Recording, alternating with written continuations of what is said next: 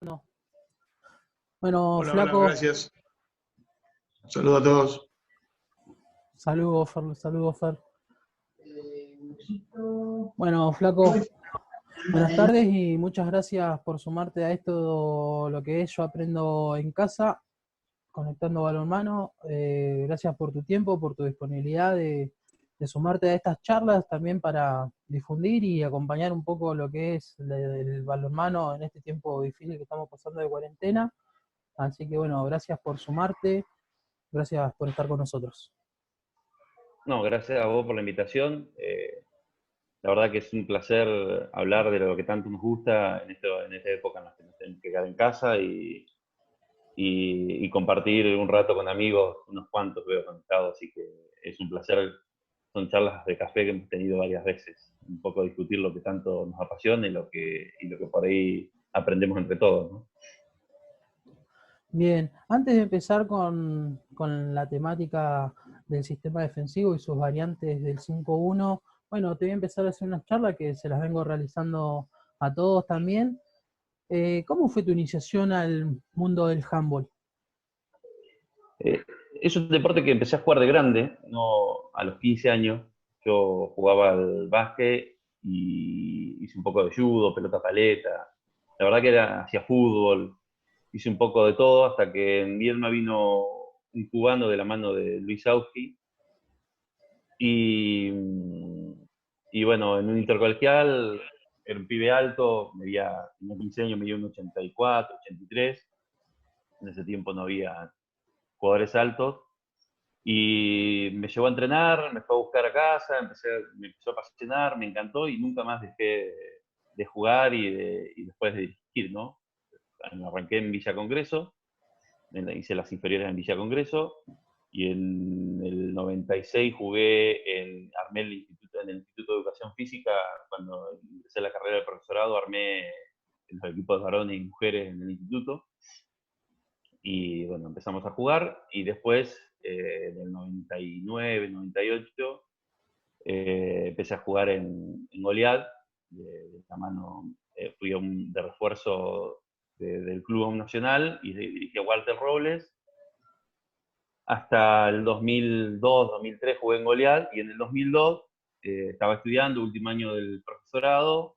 Walter Robles, el profesor que estaba a cargo, que bueno, ahora está en el Bolsón, me propuso dirigir menores en Goliad y tenía ganas de empezar a dirigir y demás.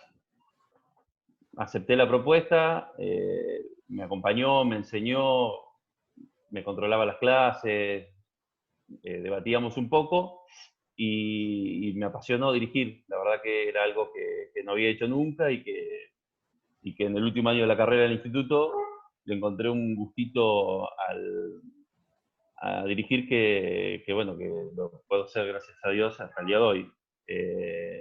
Después en el 2003 me fui a Villa Congreso, 2003, 2004. En Villa Congreso, Viedma, Río Negro tiene una particularidad en ese entonces. Viedma está dividido, o la Federación de Río Negro está dividido en tres zonas: zona Alto Valle Este, o el Alto Valle, todo lo que la zona atlántica, y la línea sur. Y en ese tiempo, el Alto Valle estaba con Neuquén, eh, tratando de hacer una liga ahí, una federación totalmente distinta, y Viedma había quedado un poco aislado con la zona atlántica y con la línea sur, entonces había pocos equipos. Y Walter Robles, de armar un club, porque Villa se había desarmado, se había de horario a la hora de la siesta, y arrancamos con Villa, unos cuantos profes me ayudaban, y yo, y 3, 4 años armamos todas las categorías, desde infantiles a mayores, en las dos ramas, varones y mujeres. Y bueno, continuamos en Villa con ese proceso. Después estuve trabajando y jugando para la Municipalidad de Viedma, cuando Villa, el básquet, acapara todo lo que es los horarios del club y nos deja sin horario. Entonces nos complicó un poco el armado de la continuidad del club y no conseguimos espacio y demás. Así que, y en el 2012, 2011, 2012 creo que fue, sí, por ahí, más o menos un año antes, Walter se va de Viedma, deja Goliat, por cuestiones laborales se va al Bolsón, y bueno, me deja un poco a cargo del club. Así que hasta la continuidad empecé dirigiendo las categorías inferiores, en masculino sobre todo, y hasta la primera división, y después también incursioné en la rama femenina en goleada con las categorías, con la primera división. Eso es un poco mi resumen de los años que llevo en el campo. Dirigí muchas, en ese tiempo la Federación de Río Negrina se centraba en Viedma, y siendo muy joven me tocó dirigir muchas veces la selección de Río Negro, como ayudante muchas veces de Walter, y después cuando empezamos a trabajar en diferentes clubes, por ahí me dio la responsabilidad de agarrar algunas categorías de la federación como oficial A, ¿no? A cargo de la selección. Era mucho más sencillo porque teníamos todo acá y entrenábamos por ahí 2 veces, 3 veces al mes con las selecciones, y se hacía mucho más fácil el entrenamiento. Ahora, al estar dividido, nos cuesta juntarnos, y bueno, le debe pasar a todo el mundo del interior, ¿no? Muy difícil juntar los que viven en... Ahí será difícil juntar los de Comodoro con el Bolsón o con los de Trelew. Bueno, nosotros pasa lo mismo con los del Valle, y ni hablar antes que estaba Bariloche, ¿no? Que ahora sucedió. Claro. Y, y bueno, ese fue tu paso de tu carrera como técnico de equipos locales. Y el tema del proyecto ProHan, ¿cómo se dio tu llegada a la selección para empezar a armar bases formativas de cara también a futuros? En el ProHam, el ProHam en sus inicios había 2 entrenadores por zona. Había 9 zonas, 8 o 9 zonas en ese tiempo, 2012, 2011, 2012.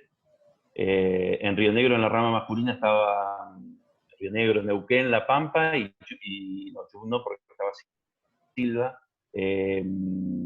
Estaba Jorge Chin, un profe del Valle, que debe estar... En Río Negro hay 2 profes que marcaron, o 3, si se quiere saber, que marcaron así Luis Auski en Viedma, que bueno, formó unos grandes jugadores, Walter Robles, que la verdad que de los mejores que ha tenido Río Negro con logros, con jugadores en la actualidad jugando niveles de Femeval, bueno, está Agustín que está afuera, y Jorge Chin, un gran técnico del Valle. Tuve la suerte de compartir varias selecciones con él, de la vieja escuela, como dicen algunos. Y el Chapausé de Bariloche estaba en la rama femenina. Un fenómeno, digo, 2 grandes técnicos que, bueno, que por cuestiones laborales y demás tuvieron que empezar a dar un paso al costado, y la federación en principio del 2013 me propone trabajar en el ProHan, el programa de desarrollo en la zona, para la rama masculina, lo cual para mí fue un honor, así que lo acepté, y llegamos a la primera concentración a Córdoba, donde había 30 técnicos trabajando de diferentes lados en el ProHam, y de ellos se eligieron 9, creo, para trabajar con las selecciones, y el resto para ayudar. En el interín, el Chapausé no puede dirigir mujeres, y me proponen agarrar la selección, que era la categoría 2000, era menor, de la rama femenina. Lo que es ahora Caterina Benedetti, Gisela Bonomi, claro, Lucila Balsas, ¿quién más estaba por ahí de las chicas que participaron del Juego Olímpico? En un principio el ProHam se armó para los Juegos Olímpicos de los Juegos de la Juventud. La categoría Claro, que en 2000 su iba a momento llegar, era indoor y claro, después decidió iba a pasarlo ser a indoor en su momento, y después, en el interín, se decidió cambiar a beach, y bueno, se mutó todos los jugadores del proceso del ProHam que veníamos en ese tiempo, se mutó al beach. De hecho, en la rama masculina, la mayoría, a excepción de 2 o 3, son jugadores del ProHam que salieron del indoor y se acomodaron del beach, ¿no? Como hicimos todos y como hicieron las jugadoras de esa categoría. digo, está Jimena Riadagós en la chica de Mar del Plata, Lucila, Katy Benedetti, Gisela Bonó, Corimberto. Bueno, Corimberto en el indoor estuvo en el proceso, pero no en la selección, no había quedado por lo menos en la de menores, y después fueron apareciendo otras chicas. En el caso del indoor estaba Julián Santos, el chico de Venado Tuerto, creo que es, Ezequiel, sí, de Venado Sí, Tuerto. Está Tommy.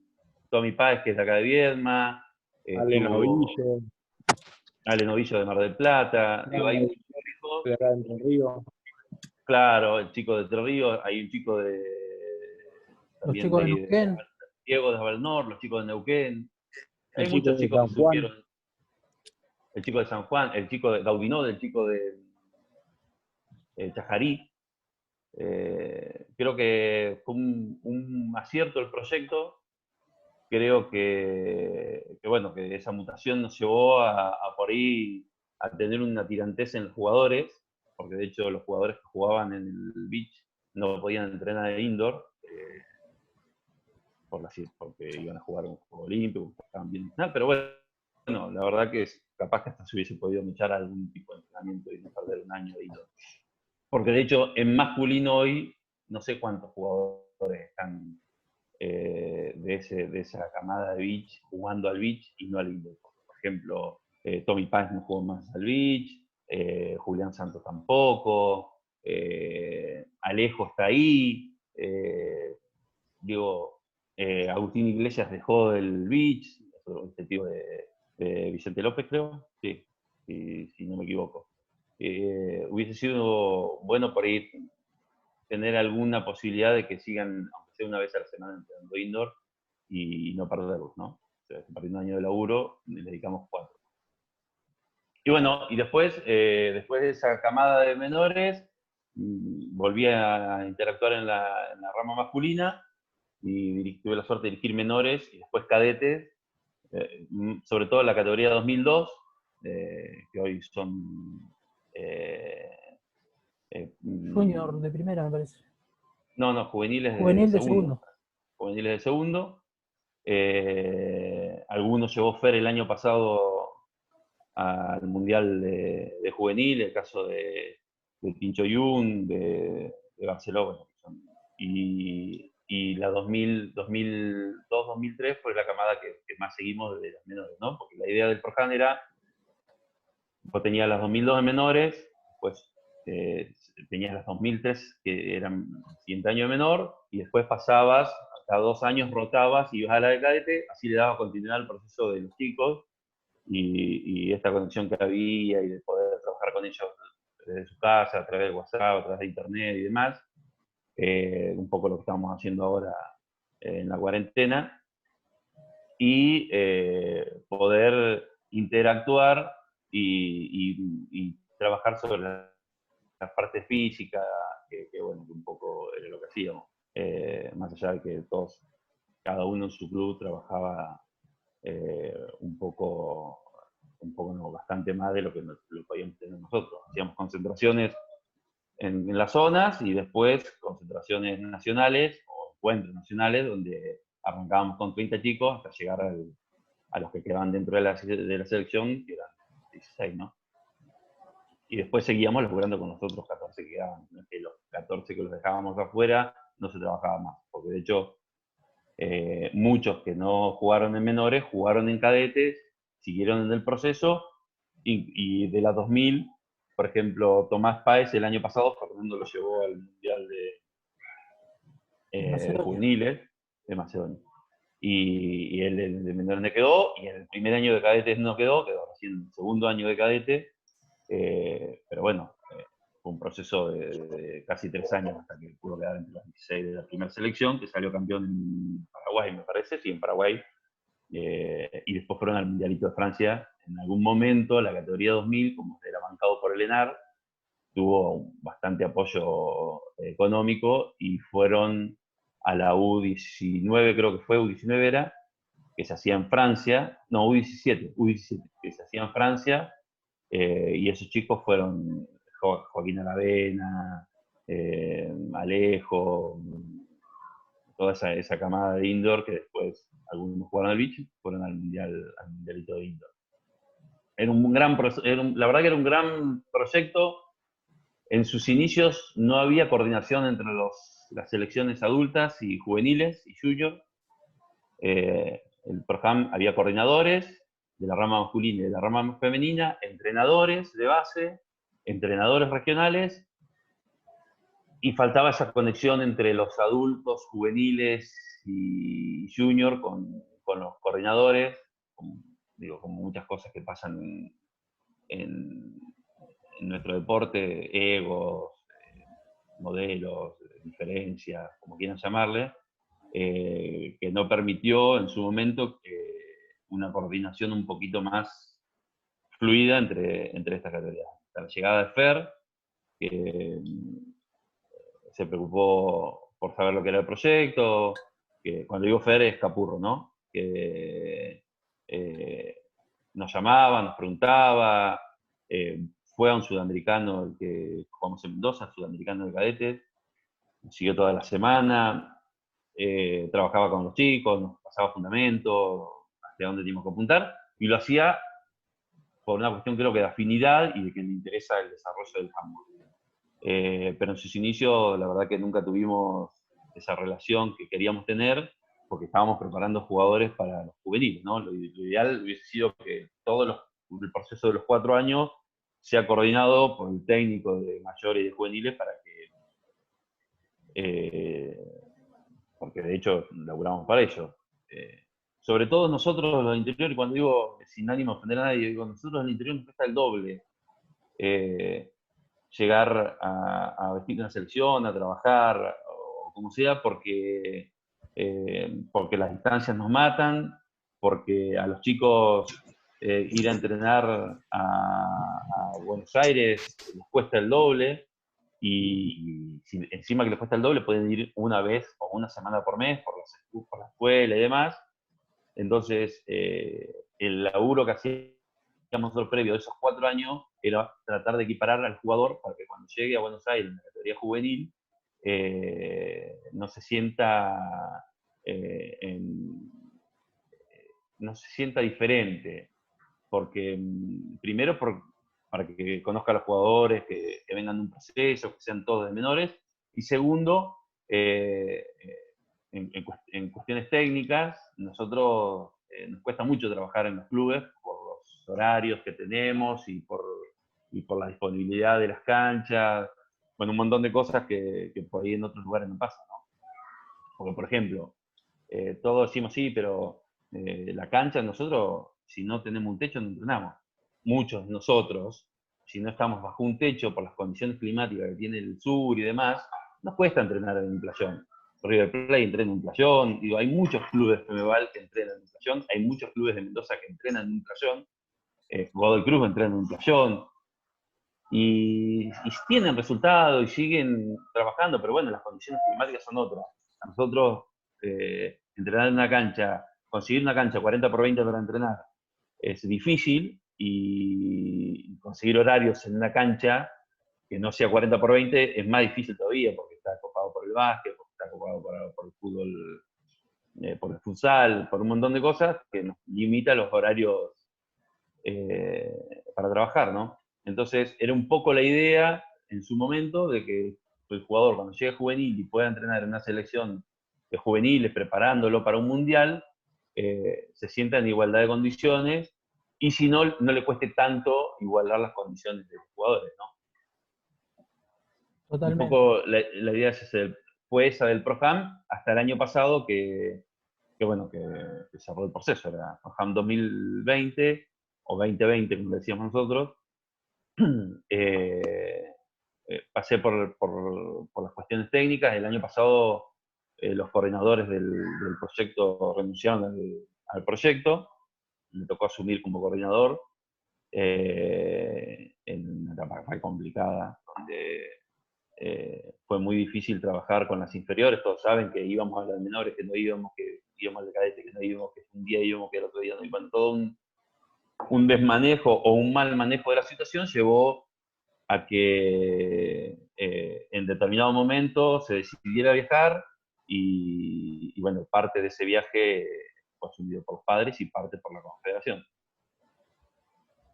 Cuando digo, porque hubo mucho desinformación en esto, los padres asumieron el costo del viaje de sus hijos, pero la Confederación asumió un costo grande en el traslado en el pago de la inscripción, en el pago del alojamiento de los técnicos que fueron, del traslado, de la alimentación, en el pago de la indumentaria, que no es que en menores y cadetes la indumentaria se la regalan a la Confederación, ellos las tienen que pagar a bajo costo, mucho menor, pero todo eso se paga y lo asumió la Confederación.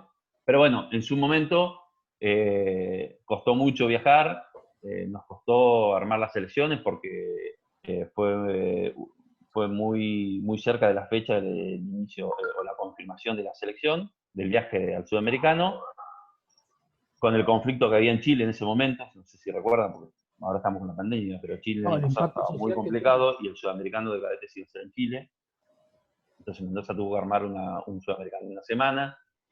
Viajamos, armamos los cuerpos técnicos, ahí estaba escuchando hoy a Mati antes de nosotros y un poco contó el armado de las selecciones, con los profes que pudieron viajar. Los resultados fueron buenos, primero porque los chicos participaron, tuvimos 3 concentraciones anuales, no es lo ideal, pero son las que tuvimos. Y los resultados fueron buenos, las chicas, nosotros, sobre todo mujeres, yo digo, generalmente cuando hablamos de handball parece que hablamos solo de la rama masculina. Y en la rama femenina se vio una evolución, sobre todo en las menores, que es algo que nos preocupa. Nosotros, hay algo que no entendemos. Yo no puedo creer que, por ejemplo, no consigamos un pivot en cadetes de femenino. Que vos sepas que es pivot, que vos la mires y digas, esta jugadora es pivot con proyección. No hay en el interior, no hay en Femeval tampoco, no es que hay muy poco. Y eso es producto de nosotros, digo, de los que trabajamos con las chicas, los que trabajamos con los chicos.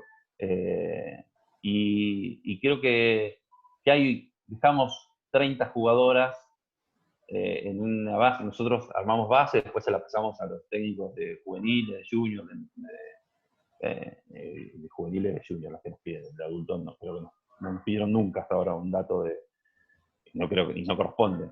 Pero dejamos una base de 30 jugadoras para que puedan seguir viendo con alguna proyección, con algunas jugadoras del interior con proyección, y hemos hablado con algunos profes para que laburemos un poco coordinado. Vuelvo a repetir, sobre todo en la rama femenina, que creo yo que en inferiores donde peor estamos y donde menos bola le estamos dando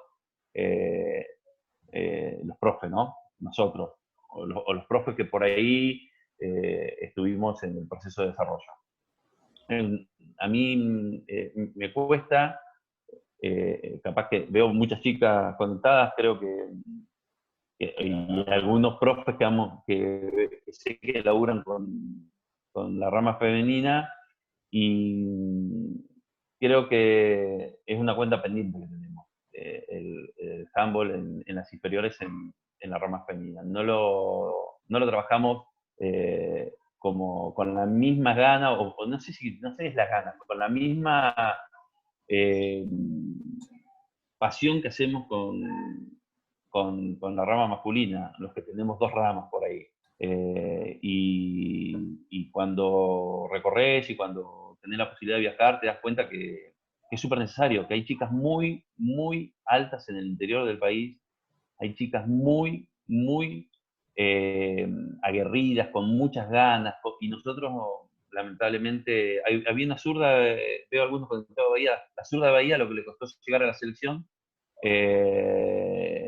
y llegó en cadete de segundo, creo, si mal no recuerdo, tuvo una mala experiencia y no la logramos durante los 4 años. O sea, esa chica tendría que haber empezado a trabajar y está a 300 kilómetros míos. No le estoy echando la culpa a nadie más, le estoy echando la culpa a yo solo. a 300 kilómetros había una zurda con proyección, la detectamos tarde, la trabajamos mal, y hoy tal vez le cuesta el doble, porque estaba jugando en Sedalo, el año pasado terminó jugando en Sedalo, estaba viajando una vez por semana a entrenar con las selecciones juveniles. Esto es un desgaste familiar y personal que se podría haber evitado si lo hubiésemos trabajado con anterioridad, ¿no? Lo veo a Maxi que hace así, no sé, ¿es jugadora tuya Maxi? No, la zurda. ¿Es jugadora tuya? Mica No. Luzarreta. Sí, correcto. Mica, no me acuerdo. Me acuerdo de la mamá de Caro y Bea porque por ahí fue con la que más conexión tuve para que pueda viajar y para poder tirarle los tips, pero bueno, y a Mica, una chica, una zurda que creo que ahora estaba entrenando con Martín Dubo en la selección juvenil. ¿Ahí me Bueno, escuchás, sí, profe? sí, no sé, sí, Sí, Maxi, es de Bahiense del Norte. Mica es de Bahiense Luzarreta, Luzarreta, correcto, con Guille Pastén está. correcto, con Guille, ahí está, no me Y acordaba no del está profe. en Sedano, está en otro club de Femeval. Y es como En decís vos, Ballester. Ah, en en Ballester, Ballester. tenés razón, en Ballester está. Sí, Jugó la final con Sedalo, vi la final por internet contra Sedalo. y viaja Correcto, ahí está. viaja todos los viernes a entrenar allá, viernes, sábado y domingo, todas las semanas. Y es algo desgastante económicamente y psicológicamente. Sí. Pero nosotros, digo, nosotros a esa chica lo hubiésemos trabajado antes, por ahí llegaba a... Viajar tiene que viajar. En esto, yo creo que hoy el jugador que llega juvenil y no está en Buenos Aires, lamentablemente no se puede desarrollar. Y digo lamentablemente me duele en el alma, porque a mí me encantaría tener... a mí me hubiese encantado tener, por ejemplo, a Tomás Páez entrenando el último año de juveniles en Viedma conmigo, y yo entendí que tenía que estar viviendo en Buenos Aires para que tenga los mismos estímulos que el resto de los chicos que vienen allá, con el entrenador de la selección, que obviamente va a entrenar diferente y va a crecer mucho más. Pero bueno, por lo menos darle las armas para que cuando llegue a ese momento, pero tal vez hubiese tenido que viajar igual, Mica, pero hubiese viajado menos el año pasado. El año pasado, siendo cadeta, también se tuvo que ir a Buenos Aires a entrenar, y porque nosotros de menores no lo pudimos trabajar. Bueno, en el medio de todo esto, el ProHam, disculpen si los aburro, pero el ProHam se cumple una etapa donde creo que fue muy buena. Y el año pasado, nos acompañó en el proceso de selecciones en la rama femenina Daddy Gallardo y Martín Dubó, sobre todo Martín. Daddy fue al de cadetes, creo, no, al de menores. Estuvo mucho tiempo con Nano Dalmas, que era el técnico de las menores, y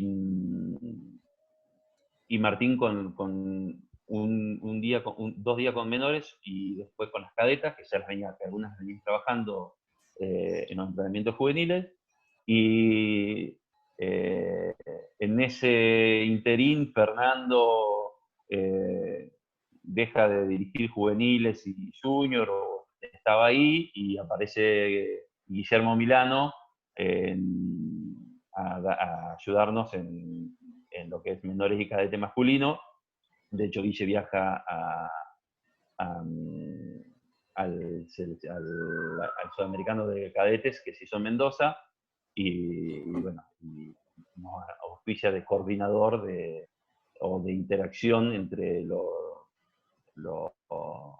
cadetes, los juveniles, los juniors, o la selección adulta, con todo el cuerpo técnico, y el ProHam. Ahí yo la verdad que me doy cuenta de que el ProHam no era tenido en cuenta por las selecciones de juveniles y junior hasta la llegada de Fernando, y que realmente creo que muy pocos sabían del laburo que hacíamos los profes de base, o el laburo que hacíamos todos nosotros, porque pasando la información desde la compu y demás, no se da cuenta de que me doy cuenta que no tenía ningún tipo de información, y él hace 20 años, 18 años que está en la selección, o sea que había alguna mala relación o lo que sea, o no sé si mala relación. De estos egos que hay entre algunos técnicos que permitió que no se desarrollara el ProHam y la condición entre los adultos y las inferiores.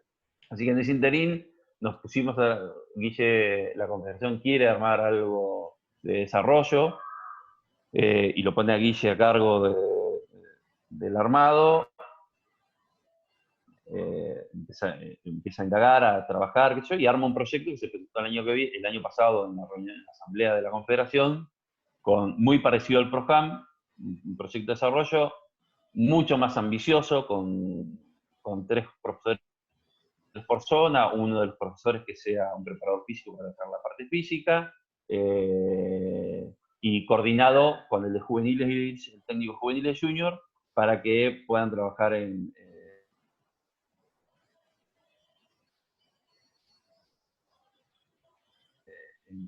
coordinación las 3 categorías, ¿no? Que en 3, Mendoza en una zona, con creo y San Luis, me parece, parte del norte una zona más. Digo, están buena la zona y lo bueno que hay 3 profes, uno para la rama femenina y uno para la rama masculina. Es bueno el proyecto, lo que pasa que, bueno, después de todo esto, primero tenía un costo, que es lo que se aprobó el pago por jugador ahora en febrero, por jugador de la confederación, y después con la pandemia, yo creo que este año no se va a poder trabajar ningún programa de desarrollo. No creo que volvamos a tener actividad handbolística hasta después de la vacación de invierno, así que esperemos que el programa de desarrollo se pueda trabajar el año que viene con esta idea, ¿no?, que se tiene de dividir las zonas y tener varias zonas varios profes por zona, ¿no?, y por rama, que es importantísimo que alguien se dedique a la rama femenina y no tenga que estar luchando o planificando para las 2 ramas, porque la verdad que es desgastante. No, sí, totalmente. Bueno, algo del proyecto nos estuvo comentando Guille la otra vuelta, y la verdad, bueno, que resultaba interesante. También por eso había recurrido a vos también para charlar todo esto, lo que fue el proceso del ProHam, que bueno, varios estuvimos participando, recibiendo los lineamientos de trabajo, tanto como decía, haciendo hincapié en el handball femenino, que era una falencia que se notaba, y que ustedes, bueno, digo ustedes porque también involucro a Majo, de hacer crecer el lineamiento de lo que se venía trabajando en el ProHam, que la verdad que sirvió muchísimo en esta parte de lo que estamos en el interior, recibir los lineamientos y trabajarlos para, como vos decías, cuando tengan la oportunidad los jugadores del interior de llegar a estar en Buenos Aires en algún proceso, no sientan la distancia o acortar un poco la brecha de lo que era el nivel que ellos venían manteniendo por una cuestión de estar ahí, de tener más entrenamientos. También al jugador le jugaba muchas veces en contra el tema de los viajes, la situación económica en la que se encontraban, porque como sabemos, hasta el año pasado las situaciones económicas no eran las mismas que tenían todos, y la verdad que era un proyecto muy interesante, se le dio un ciclo cumplido, yo creo que es la mejor palabra para definirlo, por una cuestión de que ustedes mismos lograron muchas cosas a través de este proyecto, y también la gente del interior pudo tener muy buena participación en lo que fue las detecciones de talentos. Sí, sí, creo que, pero vuelvo a repetir, a veces los ciclos hay que cerrarlos, porque si no, creo que hay que volver a trabajar sobre los profes, hay que ver que tienen que aparecer profes nuevos, porque parte del ProHam era la capacitación de profesores o la renovación de profesores, y que los profes tuvieran la posibilidad de participar en la selección. Y después se fueron armando duplas técnicas y demás, y se fue cortando la brecha por el presupuesto, porque la verdad que a veces el tiempo es acotado para dedicarle el tiempo que se merece el ProHam o que se merecía la selección. muchos trabajamos, muchos tenemos horas, estamos sobrecargados y demás, y bueno, es bueno que haya cerrado y bueno, que vengan los profes que tengan que venir y que cada uno le aporte su impronta y las ideas nuevas que tengan, ¿no? Creo que para eso sirve mucho. Bien, Flaco. Chicos, ahí me saltó que nos queda un minuto. Cerramos esta sesión y la volvemos a abrir con el mismo ID y la misma contraseña, y ahí ya arrancamos con el sistema defensivo. Mateo.